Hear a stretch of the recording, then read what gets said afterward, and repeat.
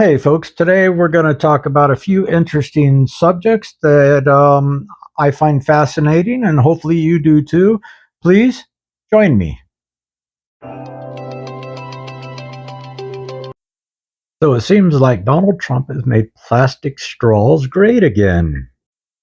So Donald Trump apparently, I didn't see this, but he signed an executive order aimed at encouraging the U.S. government and consumers to buy plastic drinking straws, pushing back efforts by his predecessor to phase out single use plastics and tackle waste. What do you think about that? I mean, that's kind of bizarre. I didn't know straws were outlawed, but I guess it is what it is. So here's something you probably didn't know that, let's see, Lyndon B. Johnson was a native to Texan. He was a Texan. He was from Texas. And he was very mouthy. He had a filthy language all the time coming out of his mouth. But the weirdest thing about him was at his meetings, he liked to take meetings while he was sitting on the throne. And this is, you could look it up. This is true. But that's kind of gross, disgusting. I mean, some people are just kind of weird in that way. I don't know. You tell me. So here's another interesting fact about Julius Caesar. They're talking about how the Caesar salad was made. And apparently, before he was offed, they said, "Any last words you want to say, Mr. Caesar?"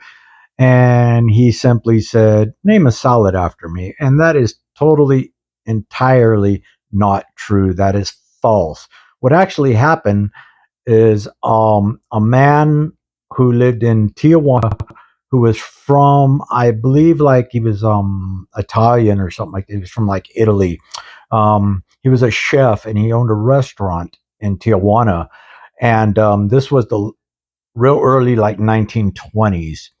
And it was on, I believe it was on the 4th of July, and he ran out of he started running out of salad dressings like tomatoes and stuff like that. So he immediately thought, okay, what can I do to get a salad out to these people? And this guy's name was Caesar, but it was Caesar something. I can't remember his last name, but you can look it up. It's all over the place. And he actually um, threw a lot of stuff into the salad and made a. He threw together a dressing and put it out there and called it the Caesar salad, named after him.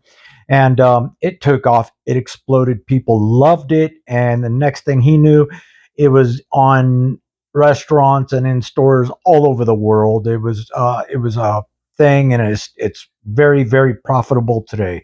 And that's where the Caesar salad came from. So not everything you read on the internet is true.